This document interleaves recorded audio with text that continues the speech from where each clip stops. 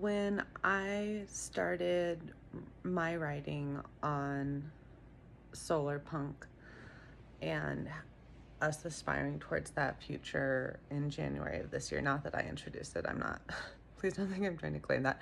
Just when I started writing about it, I had mentioned that it has connections to, it seems to stem from the garden movement of England from, I want to say, 18th century, but it might be 17th century, post-industrial revolution. It was a response to the industrial revolution and urbanization and all of the pollution that happened in London at the time. And there was also the birth of social work came from that movement. So it's very interesting.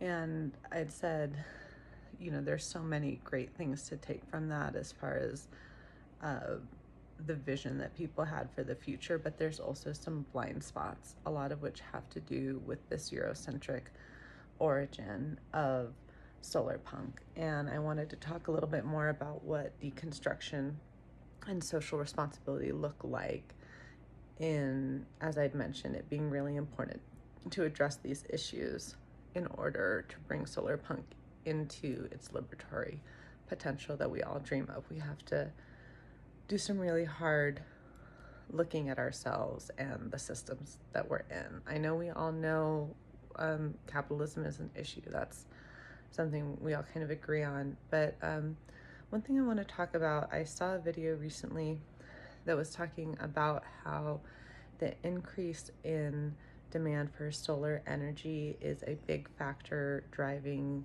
copper mining, which, as you may know, has to do with a lot of land disputes.